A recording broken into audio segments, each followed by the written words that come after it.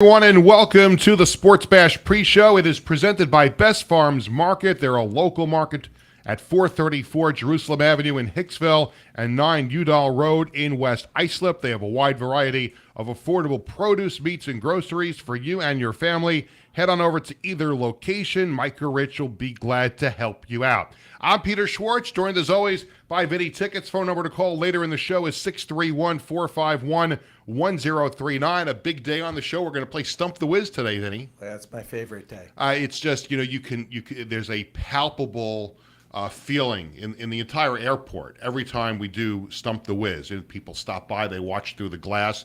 Right now, there's nobody watching through the glass now because we're not doing Stump the Whiz. But you'll see, just like the JetBlue press conference a few weeks ago, you'll see these people gathering around and wanting to be a part of Stump the Whiz a little bit later on. Yeah, I think the crowd may be a little bit bigger today. They might have heard we're serving vegetables for breakfast. Yeah. So let's see. Wiz will be happy. We're going to give him a nice vegetable platter if he gets the question right. That's true. That's true. It's possible. We'll have to see. We'll see if we can get that sponsored. We can get him a vegetable platter. Maybe we can get a local provided by Best Market. Yeah, maybe Best Market. if Wiz gets the question right today, maybe we can get Best Market to put a little platter together for him. So nice vegetable platter. We'll see what happens.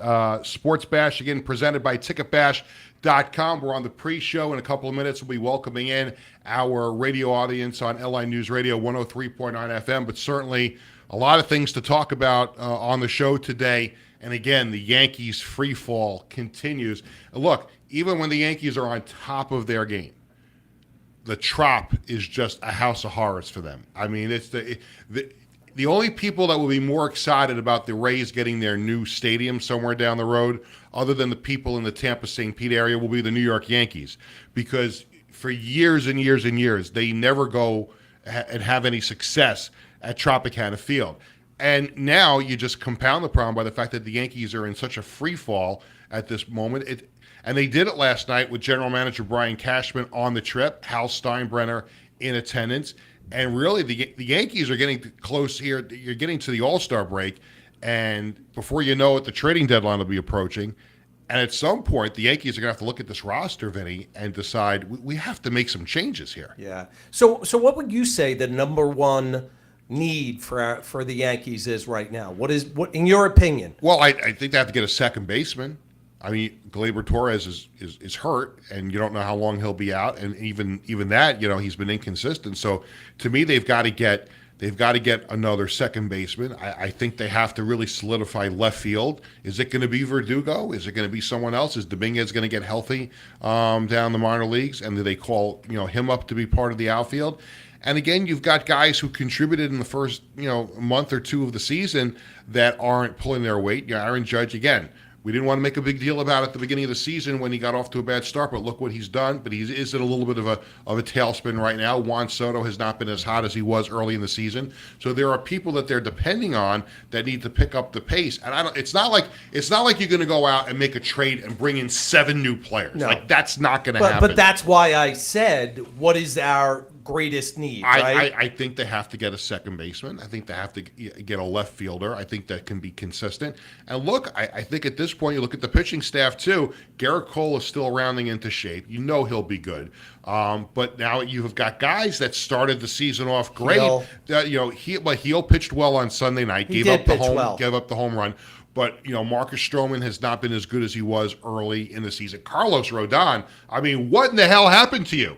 I mean, we're looking at 2023 Carlos Rodon now. He got off to a great start this year. And last night, and this has been a big problem for him too, the first inning. Last night, 4 runs in the first inning, and then he was able to settle down, get through 4 with just those 4. But you can't be giving up 4 runs in the first inning. That's tough to overcome. When you put up that kind of crooked number right away, that's a tough way to. And it's not only the score, but it's also it's demoralizing to go out and have that keep happening. And you have an offense that's been slumping. You can't be, and they scored a run in the top of the first inning, and you're giving 4 of them right back, and it's been an offense that can't get out of their own way in the last few weeks. So that's not doable, and you can't do that. And obviously, Hal Steinbrenner and Brian Cashman are going to have to sit down and decide what they're going to do, what course of action. Because if the losing continues, I keep getting on my soapbox saying they got to get the checkbook out for Juan Soto. Juan Soto's going to say, well, maybe I don't want to stick around here at the end of the year if this continues like this. So we will see. So coming up on the show, we're going to have Stump the Whiz, This Day in Sports History. More of your phone calls at 631-451-1039. Sports Bash coming back right after this. The views and opinions expressed on this program are not necessarily those of this station, JVC Broadcasting Management, or its sponsors.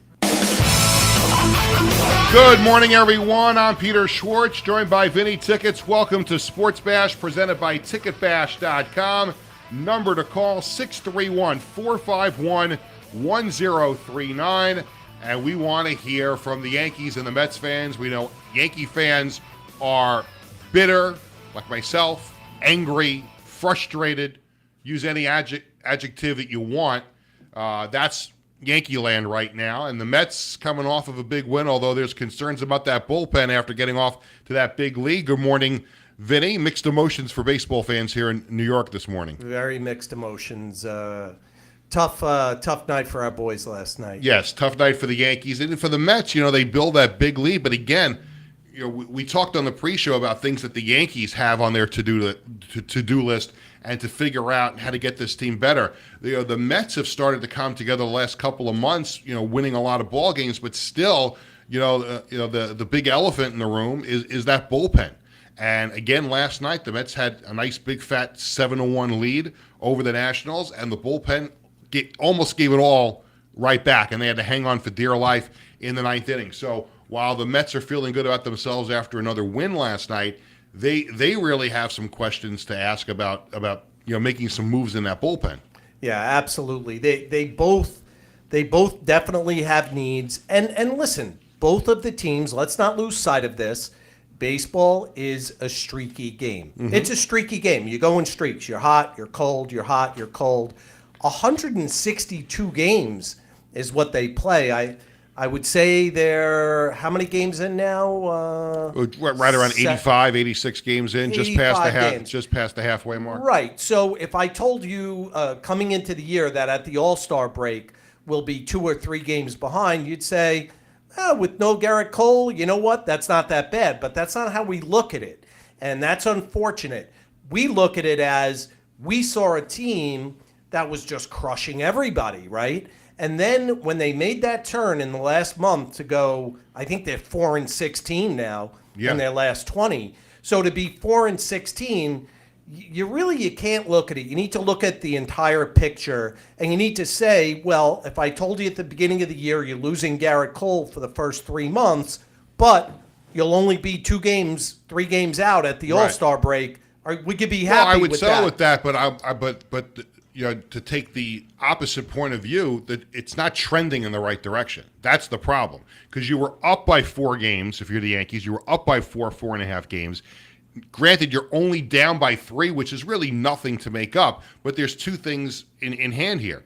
The Yankees are in a downward spiral, so they have to make up the 3 games, which means they have to win games, which means you have to hit and you have to pitch, and that's something the Yankees haven't done. And you're going up against an Orioles team that has been playing very well. Now, they lost last night, so the Yankees got a break. They didn't fall any further back, but it's not trending in the direction that you want the Yankees to trend in. Yeah, we'll get through the break. Let's get through the break. Let's get maybe we need like a bench clearing brawl. Maybe that's what we need, a bench clearing brawl. We need Darryl Strawberry, Graham Lloyd, back from 1998 against the Orioles, let's get into something like that. But as for the Mets, so, you talk about the Yankees being 3 games out of first place. The Mets are in that range, being out of the wild card spot, which is a far cry from where they were, a few weeks ago. But again, the Mets need to get some more arms in that bullpen. It is time for the Sports Bash Flash. It is brought to you by the Embassy Diner in Bethpage, where every customer is considered family. The Embassy Diner is located at 4280 Hempstead Turnpike in Bethpage. Mention Sports Bash and get a free dessert with your meal. Make it 16 losses in 23 games for the Yankees. They lose to the Rays 5-3 at the Trop. Carlos Rodon gave up 4 first-inning runs. General Manager Brian Cashman is on the road trip with the Yankees. Before the game last night, he said the Bombers' good start to the season is helping them during their swoon right now. Thankfully, we got out of the gates really strong, so hopefully, that cushion will allow us to work through this hopefully sooner than later, because it's gone on long enough. But yeah, it's been a tough stretch for us. No question about it. The Yankees and Rays again tonight at the Trop. And I mentioned this on the pre-show, and for our radio audience, I talked about, forget about how bad the Yankees have been playing. I said they just never win games at the Trop. I mean, for whatever reason, that stadium has been so bad for the Yankees. It's amazing. Yeah. And you know what's kind of strange about that? Tampa is almost like New York South. So you would think on the road in a city like that. Well, the Yankees have spring training. Their complex is there. Their complex is there, number one. Number two, there's a lot of transplanted New Yorkers down there. So you would think that they'd have more success than most buildings because they do have fans there. They do. When you watch a game or you hear a game, you see a lot of Yankee blue there. Have you ever been to George Steinbrenner Field? Have you been to spring training? Isn't that place great? Actually, I'll tell you the story one time in 1997. I actually played in a fantasy camp for 7 days. Yeah. We played against, on the last day, they play all the superstars come in. I mean, my coach was Tommy Tresh and Elliot Maddox were my coach. Elliot Maddox. Yeah. And I will tell you, on the final day, I played against Catfish Hunter, Whitey Ford, Reggie Jackson, Mickey Rivers was there. Were you faster than Mickey? Listen, I may win the airport race. On the Sports Bash Dash. That we're Yes. still trying to put together. I may win the airport race, but I don't stand a chance against Mick the Quick. Yankees and Rays again at the Trop. Yeah, George Steinbrenner Field is Beautiful, fantastic. yes. Hoping to get there, and for the family purposes, hit the Yankees and hit the Mets in the same spring training. That'd be a good day. We'll try to do that. Yeah. Speaking of the Mets, at Citi Field, where Jose Quintana was absolutely brilliant again last night. 2-1. Little cue shot off the mound, first base side, stabbed by Quintana. He's got it. Flips over to Alonso in time for the out. 103 pitches tonight for Quintana. 7 scoreless innings against Washington for the second straight start. Keith Rad on WCBS 880. Jose Quintana, brilliant, giving up 1 hit while striking out 5 over 7. And the Mets beat the Nationals 7-5. Brandon Nimmo and Francisco Lindor with Met home runs. And the Mets and Nationals again tonight at Citi Field. So a win for the Mets last night, a loss for the Yankees, and they'll do it again tonight. I did want to bring up this ticket item, and I didn't put it in the script because I forgot to. I'll be completely honest. But I knew in the back of my head I wanted to bring it up. So the Red Bulls yesterday made this big announcement. Now, have you ever been to Red Bull Arena? I haven't. You have not. No. First of all, it's even if you're a casual soccer fan, you have to try and get to a game at Red Bull Arena. It is one of the most magnificent stadiums. It's modeled after European soccer stadiums. So just even if you're not a soccer person, give it a whirl because it is absolutely beautiful. But they're doing something interesting. The press seating is actually outside in Red Bull Arena, downstairs, lower level, right at midfield. They're pulling the press seats out, and they're turning it into the box, which is a new premium seating location. And I have to tell you, I've sat in that press area before.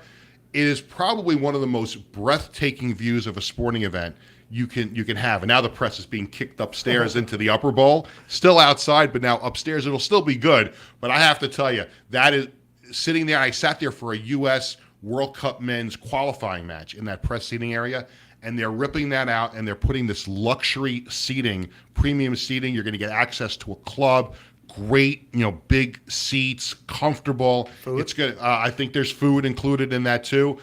So it's a great thing that the Red Bulls are doing. They'll be able to create some additional revenue with some outstanding seats, and it's a location I think that's second to none when you think about some of the other venues in New York, this is going to be one of the premier tickets that you're going to get for a sporting event in New York. Yeah, New Jersey. You know what? It's pretty amazing how many premium seats are offered at a lot of these venues. And, like the Yankees with the Legends or the Champions or the Deltas, and the Mets, they have the Hyundai Club, they have the Delta. And a lot of, when this started becoming a thing in all of these venues, I kind of looked at it, and I will say they had it almost right. Their pricing on a lot of these items was just ridiculous. I don't know if you know this. When the Yankees first came out, the Yankees, there were no champions down the line. Yeah. So everything in that section was all legends.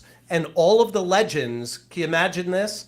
And this is being out of touch with reality. And It was like $1,600 a ticket. $2,500 per ticket. So to go to a singular baseball game, it would cost you $10,000. To go to crazy. Insane.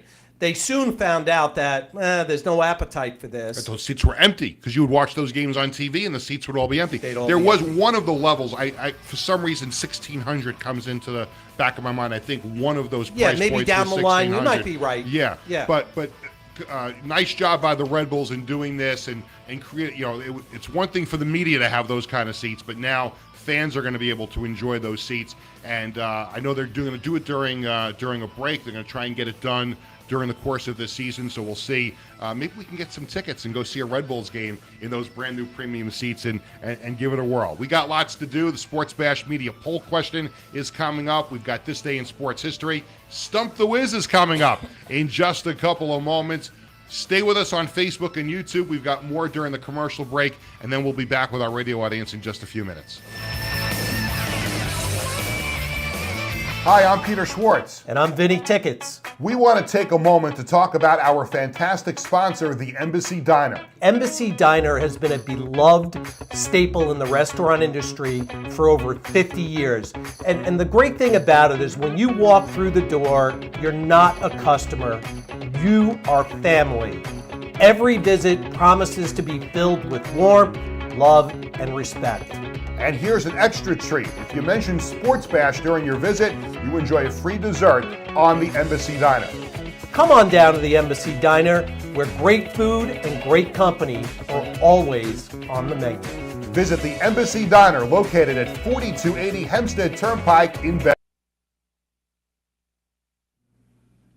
It's Peter Schwartz, Vinny Tickets, back during our commercial break, and we're going to have Stump the Whiz and This Day in Sports History and our poll question coming up. But Vinny, during this commercial break, I did want to take another moment to talk about the night that we had the other night at the Marty Lyons Foundation Celebrity Golf Classic. Again, thanks to everybody at the foundation for bringing us, all the guests, and obviously, we were at the ceremony afterward, where they had speeches and they had the auctions that were going on. There was just not a dry eye in the house at some points during that ceremony. And you think about the work that Marty has done with that foundation over 42 years. It's just remarkable, and I'm glad we had a chance to be a part of it the other night. Yeah, and Marty himself and the entire event is just a first-class event. And absolutely, I think you have to look at that event. When the young lady went up and spoke about her children, she had 2 children. And with a rare disease. She disease. lost one, she's losing another one. Yes. And it's the epitome of perspective. When you're driving, you run into traffic, you get upset, whatever it is. Keep things in perspective. We're going to welcome back our radio audience in just a moment. Welcome back to Sports Bash, presented by TicketBash.com. 631-451-1039 is the number to call. Peter Schwartz and Vinny Tickets coming up in just a moment. We're going to have This Day in Sports History. We're going to have Stump the Whiz in a couple of minutes. But first, it is time to check in with the Sports Bash Media poll question. We post a new poll question every weekday on the Sports Bash Media X/Twitter page. I don't know if people actually call it X these days. I know some people call it X. I still call it Twitter. And people say, isn't it X now? But I can't. I'm tweeting, so it's still got to be Twitter, right? Right. You're not Xing. I'm not Xing. It's you say you're posting on X. I don't know. So I always say X/Twitter, whatever. You want to call it Twitter, X, just as long as you enter the poll and participate. Yeah, always in a the lot show. of participation on the poll. Absolutely. And we had a good question yesterday, the first the results of Monday's question. Which new baseball rule do you like the most that have been implemented over the last couple of years, and the pitch clock is the winner at 51%, the ghost runner 2%, universal DH 23%, none. I'm old school, which is what I believe you voted for yesterday, 24%. But I kind of knew, I think it was a loaded question when I came up with it. I knew people were going to like the pitch clock the most. Yeah, it does speed up the game, makes it quicker. Some of those batters, with getting in there, fixing the batting glove, adjusting their cup, and it's just too much. So in those cases, I like it. But like you with the X and the Twitter, you like Twitter because it's what you know. Well, Right. For me, the game of baseball doesn't have a pitch clock. Obviously, it does now, but Right. my world of baseball doesn't have a pitch clock. So not a big fan of change. I'm not a big fan of change too, but there's something about the pitch clock that just you wonder why they didn't come up with it earlier, and then they tried it in the minor leagues first, and they brought it to Major League Baseball. I'm an old dog. I don't like new tricks for the most part. I think this was a very, very subtle, using technology, just a good way to pick up the pace and get rid of that. That time in between pitches. And again, I'm not normally in a rush for a game to be over with. There's something about it that I really Did the like. Atlantic League? They were the trial. They were the first ones that had the automated ball strike system, and I don't know if that's going to continue anywhere. I hope that doesn't. Yeah, continue I was anywhere. I was at the first game that they did that in, and they took the headset off the umpire and they sent it to the Baseball Hall of Fame. It was the first game that they used the ABS system in. But I don't know. We'll see where that goes. I'm not a big fan of that as well. Today's question. I think this is a slam dunk. I know this is what's going to win, but I just want people to comment on it too. Don't just vote yes or no or maybe or whatever. I'd like to hear comments about this question. Should MetLife Stadium switch to a natural grass field? And the choices are yes, no, maybe, or wait to see how it holds up after the 2026 World Cup. And I brought this question up because last night there were 80,000 people at MetLife Stadium to see Argentina take on Canada in the Copa America semifinals, and that had to be a huge ticket last night. Big ticket. 80. There were people marching all over Manhattan, Argentina fans, before they made their way to MetLife Stadium. But 80,000 people at the place. Look, and I'm not the biggest fan in the world of MetLife Stadium. I think the Jets and the Giants could have done a much better job in coming up with plans for a stadium, but it looked majestic last night with that grass field in. Yeah, listen.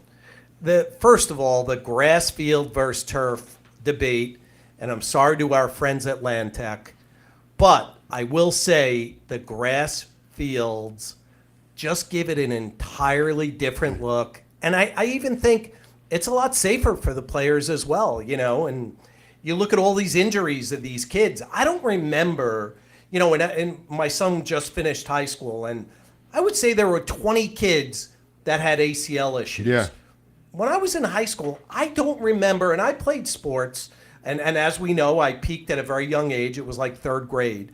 But when I played sports, I don't remember, I couldn't count on one hand 3 knee injuries. Yeah, but our high school converted over to artificial turf. Because it's easier to maintain, and that's what they will tell you. Yeah. That's the problem. It is. It is. And I can tell you this as someone who helped get Roy Hopkins in the Hall of Fame for Texas. The reason why he created that, he helped pioneer that for the Astrodome, was because, well, it was a lot easier to maintain, and because it was a dome stadium, it's a lot easier than doing grass. It's just a lot harder. It would cost significantly more if they use grass. It's a lot harder Okay. to get sun in a dome. You just took a little bit of your airtime away with that comment. So you have now 15 seconds to say what this day in sports history was. Okay, 14. This day in sports bash history. Sports bash or sports history? This day in sports history for Sports Bash, of course. In 1968, the MLB decided that following season they'll have an East and West division, and the reason why this happened was because football was gaining more ground as the sport in America, as the most popular sport in America. And in order to gain ground, they decided another round of expansion that had the Padres, the Expos, now the Nationals, the Washington Senators, now the Texas Rangers, and of course I was going to say, and of course also the Seattle Pilots, which are now the Milwaukee Brewers, and then there was the LCS and so on and so forth. It is now time to play Stump the Whiz. Today's question was sent in by Franklin Schweitzer from Levittown. We're going to get 2 minutes on the clock. If you stump the Whiz, Franklin, we will find a good prize for you. We're looking through the ticket closet. We might even have a T-shirt for you from Shootout for Soldiers. Here is the question, 2 minutes on the clock. There were 2 sports that debuted in the Summer Olympics prior to the advent of the Winter Olympics in 1924. What were those sports? 2 minutes on the clock, and away we go. 2 sports that debuted in the Summer Olympics prior to the advent of the Winter Olympics in 1924. We're looking for both of those sports. So they both have to be winter sports, of course. The object is not for you to ask us the question. It's for us to ask you the question. Oh, I was asking a question. Well, you did ask a Stay question. focused, Wiz. No, I said Stay focused. We're down to 1 minute and 33 seconds. Hockey, I think, always comes to mind because I think they did stuff like that ahead of time. So I'm going to say hockey, ice hockey, of course. Ice hockey is one. You've got one more to go. 2 sports that debuted in the Summer Olympics prior to the advent of the Winter Olympics in 1924. Those 2 sports are, and Wiz already has ice hockey, and we're looking for the other sport. Minute and 10 seconds. No pressure at all. A minute and 10 seconds. Figure skating. Figure skating is correct. So about halfway through the time allotted, WizKid Vinny for the second week in a row, rather quickly. Well, last week, 15 seconds in, he got it. But sorry, Franklin Schweitzer, you did not stump the Whiz today. Ice hockey and figure skating. Could you imagine ice hockey and figure skating in the Summer Olympics? Yeah, it's a weird Makes one. no sense. Well, No they didn't. sense. Again, they didn't have the Winter Olympics when they did this, but wherever they had placed it. Remember, technology is not back in 1924 what it is now to be able to have hockey and figure skating during the course of the summer. But great, outstanding job. Great job, Wiz. Nice job. You know what? What's the guy's name at Best Farm?